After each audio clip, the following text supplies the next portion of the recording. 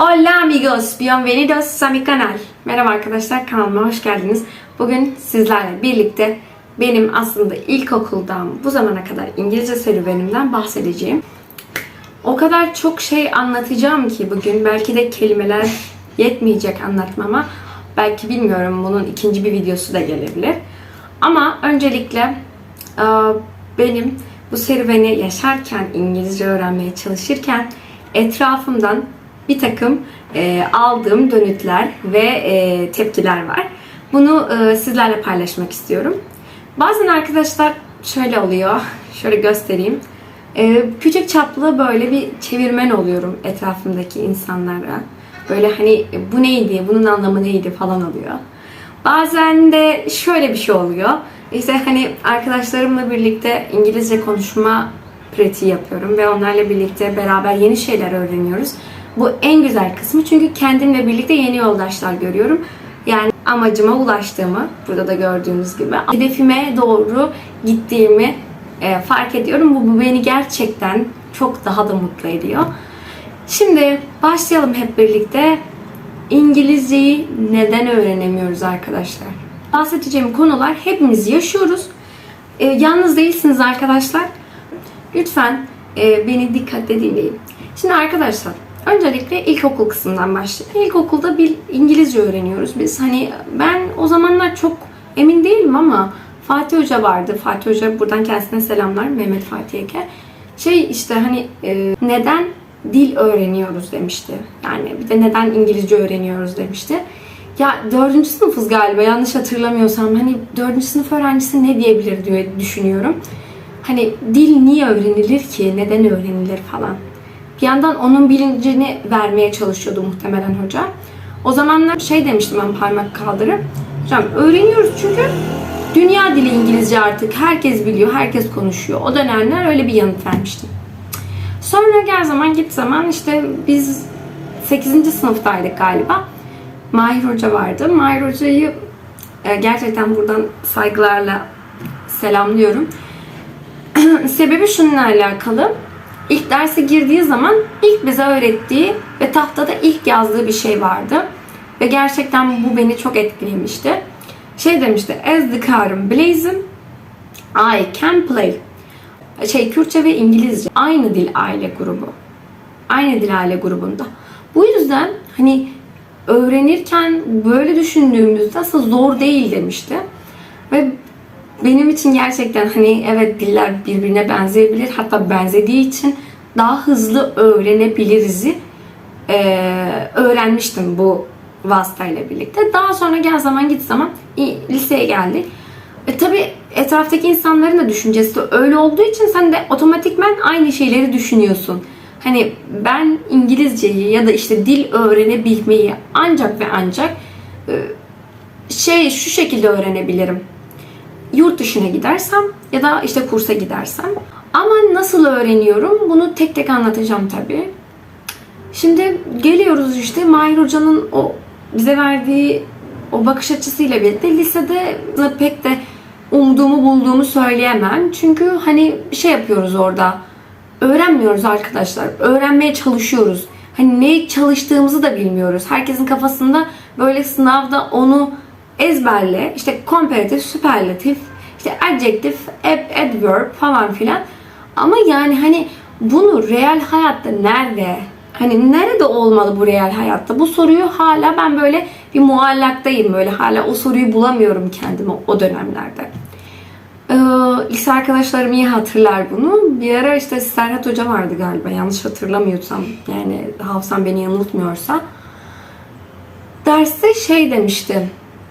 İşte geldi anlattı. Benim herhalde içimdeki bu düşünceler bayağı birikmiş. Hocaya böyle bir cüretkar bir şekilde söylemeye başladım. Hocam dedim, yani hani bakın uzun zamandır İngilizce öğrenmeye çalışıyoruz. İlkokuldan liseye kadar. Ama bunu öğrenemiyoruz hocam. Yani neden yani? Siz neden şimdi sadece İngilizce konuşmak yerine bizimle Türkçe iletişim halindesiniz? Şimdi burada hocayı metafor olarak gösteriyorum. Kesinlikle bir hani eylem ya da tepkisel bir takım durumlar değil. Çünkü alışılmış bir durum var. Herkes aynı şeyi yapıyor. Müfredat bir şeyler söylüyor. Ama orada öğrenci öğrenememiş oluyor.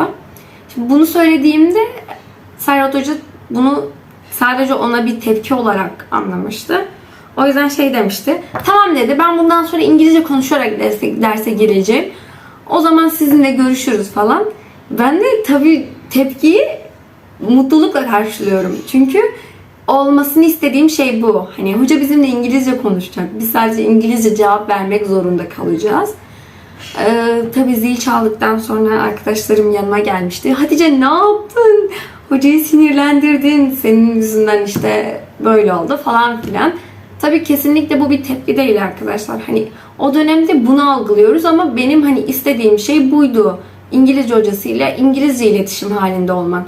Ben zaten Türkçeyi dışarıda duyuyorum, Kürtçeyi dışarıda duyuyorum. Hani ben orada İngilizce öğrenmek istiyorsam İngilizce bir şeyler duymalıyım otomatikman insanın istediği. Yani benim o zaman istediğim buydu.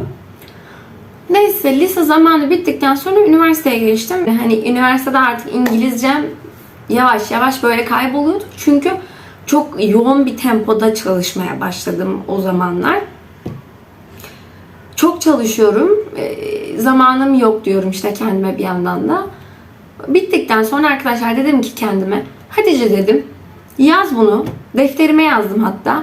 Sen İngilizceyi öğreneceksin, sökeceksin. Hatta çok iyi konuşacaksın. Bunu bir şekilde başaracaksın.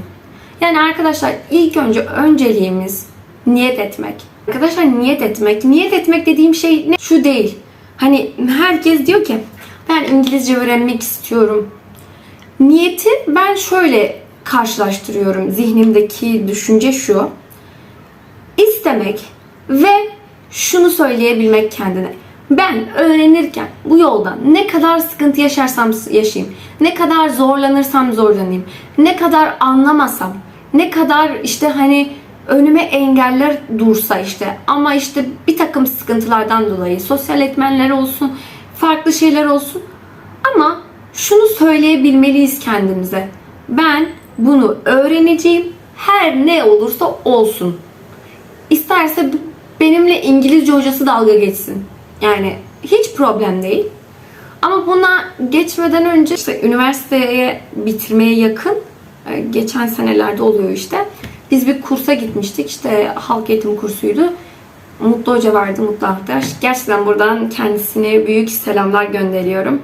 Şükranlar gönderiyorum. Çünkü onunla birlikte hani pronunciation dediğimiz bir kelimeyi telaffuz ederken nasıl telaffuz edilir, onu gerçekten nasıl bir vurguyla söylememiz gerektiğini öğretmişti. Çünkü arkadaşlar en büyük yanlışımız da şu. Eğer o pronunciation dediğimiz şey ya dikkat etmezsek ki bunu zaten çoğu zaman konuşurken öğrenebiliyoruz. Ona dikkat etmezsek o kelimeyi her ne kadar ezbere Türkçe biliyor olsak bile dışarıdan o sesi duyduğumuzda telaffuzunu bilmediğimiz için o sesin o olduğunu bilmiyoruz ve o öğrendiğimiz kelime kesinlikle hiçbir işe yaramıyor. O kelimenin telaffuzu her dilde, yani sadece bu İngilizce için, işte Türkçe için de geçer. Diğer kısım dedik niyet ediyoruz. Evet. İkincisi, şimdi bir takım materyallerin olması gerekiyor. Yani eğer arkadaşlar bunun için de video çekmemi istiyorsanız yorumlar kısmında söyleyebilirsiniz. Ben bunun için de bir şeyler düşünüyorum. Ama sizlerin de yorumları benim için gerçekten çok önemli. Hatta birkaç yorumlarınızı burada da göstereceğim. Çok teşekkür ederim bu değerli yorumlarınız için. Evet, ne diyordum? Şey dedim, evet.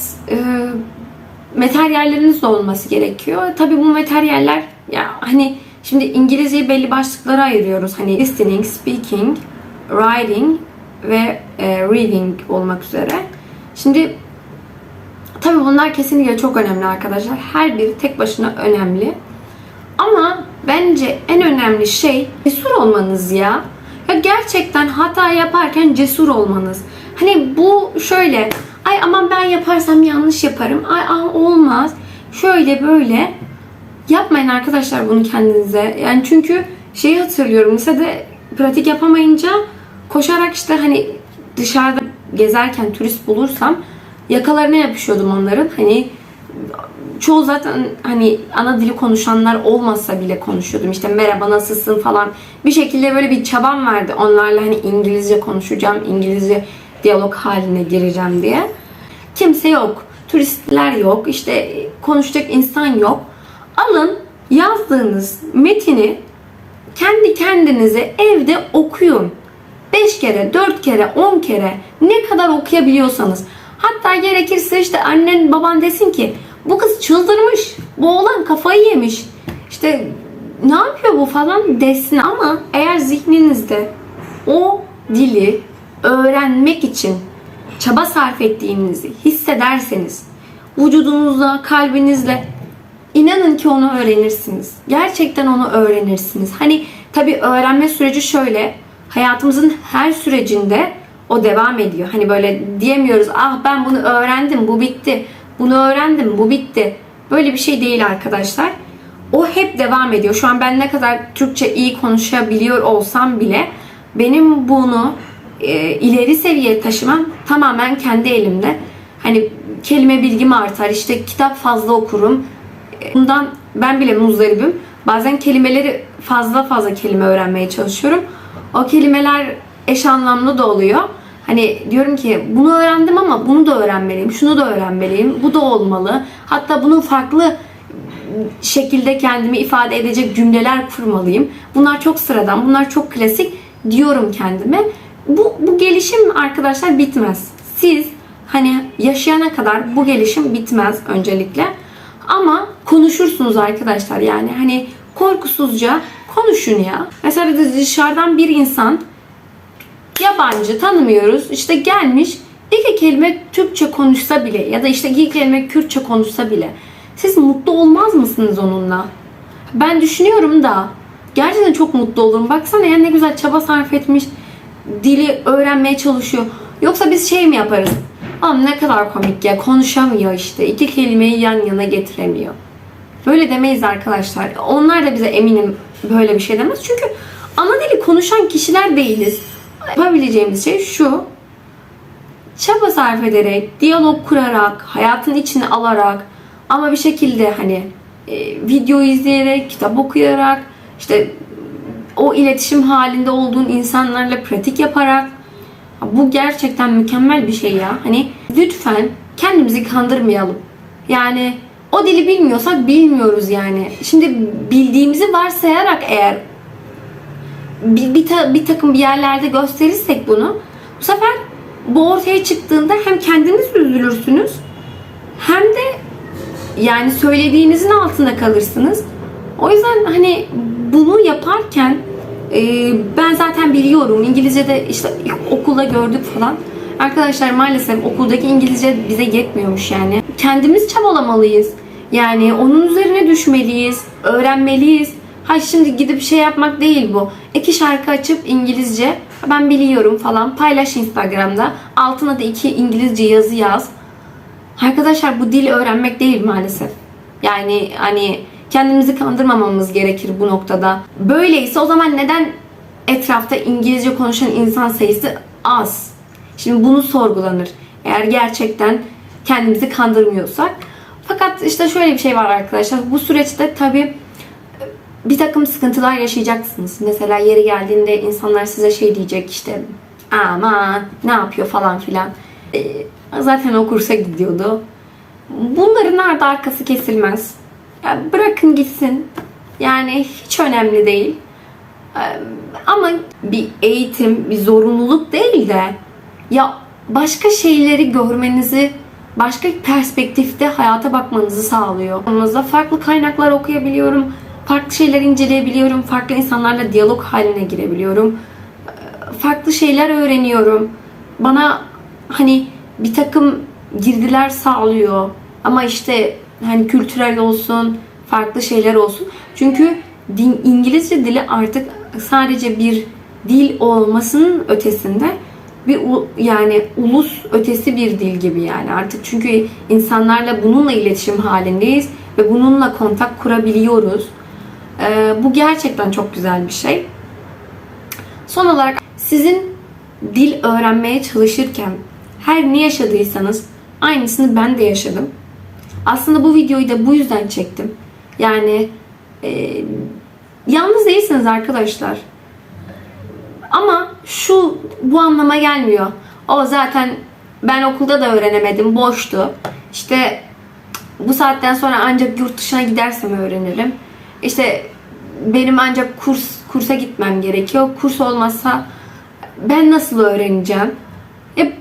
Bu bütün suni bahaneleri, bu bütün yapay zihin ve düşünceleri bir kenara atın ve bugünden itibaren kendiniz için, yani kişisel gelişiminiz, istediğiniz dili öğrenmeye çalışabilirsiniz arkadaşlar. Ve emin olun, öğrendiğiniz her dil size, sizin hayatınıza bambaşka güzel etkiler bırakacaktır. Bundan hiç şüphem yok. Arkadaşlar merakta kalın. Beni takip etmeyi ve değerli yorumlarınızı esirgemeyin benden. Gerçekten onlar benim için çok önemli ve o verdiğiniz yorumlarla birlikte inşallah bu videonun bir part 2'sini düşünüyorum. Arkadaşlar kanalıma abone olmayı unutmayın ve abone ol kısmında zil tuşunu açık bırakmayın. Sağlıcakla kalın.